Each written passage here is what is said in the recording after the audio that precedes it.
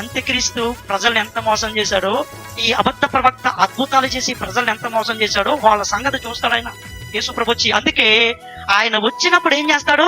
యుద్ధం. ఎవరితో యుద్ధం?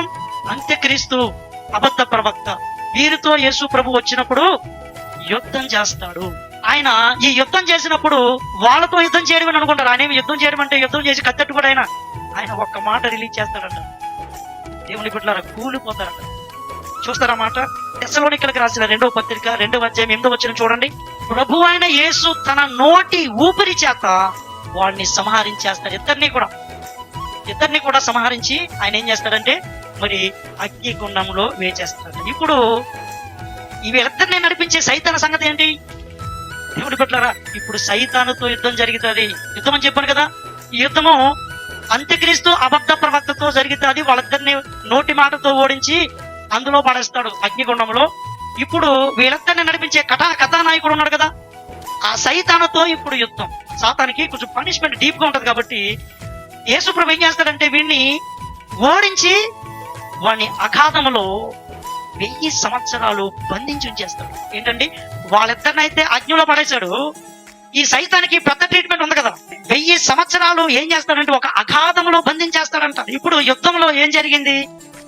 అంత్యక్రీస్తును అబద్ధ ప్రవక్తని ఓడించి అగ్నిగుండంలో వేశాడు. ఇప్పుడు వీరిద్దరికి కథానాయకుడైనటువంటి సాతాన్ని ఏం చేశాడు? ఓడించి అగాధంలో చెరలో బంధించేసి ఉంచాడు. ఇది యుద్ధం. ఇప్పుడు దీని నుంచి మనం నేర్చుకోవలసినటువంటి ఒక పాఠము, చివరికి యేసయ్య ఏం చేశాడంటే వాళ్ళందరినీ ఇక్కడ ఓడించి పడేశాడు. దీన్ని బట్టి మనకేం అర్థమవుతుందంటే, ఈ లోకంలో దేవుని బిడ్డలారా, నీకు ఎన్నో కష్టాలు ఉండొచ్చు, ఎన్నో రకాల శోధనలు ఉండొచ్చు, జీవితమే పోరాటంగా ఉండొచ్చు. ఈ పోరాటంలో ఎన్నో విషయాలు ఉంటాయి. ఆరోగ్య విషయంలో, ఆర్థిక విషయాల్లో, ఈ లోకంలో ఉన్న ఎన్నో రకాల విషయాలతో మనం పోరాటం చేస్తూ ఉంటాం. అయితే మనం ఏమనుకుంటామంటే వీటిని మనం గెలవలేమేమో, అయిపోయింది మన పరిస్థితి అనుకుంటాం. ఎంతకాలము ఈ అబద్ధ ప్రవక్త ఈ అబద్ధాలు నడిచాయి? కొద్ది కాలమే.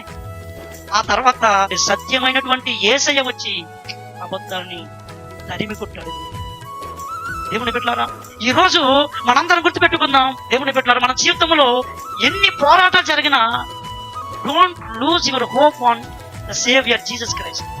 యేసుక్రీస్తు అనే రక్షకుడి మీద మీరు ఎన్నడూ కూడా విశ్వాసం కోల్పోవద్దు. నీ పోరాటాలన్నింటిలో కూడా గొప్ప జయమిస్తాడు.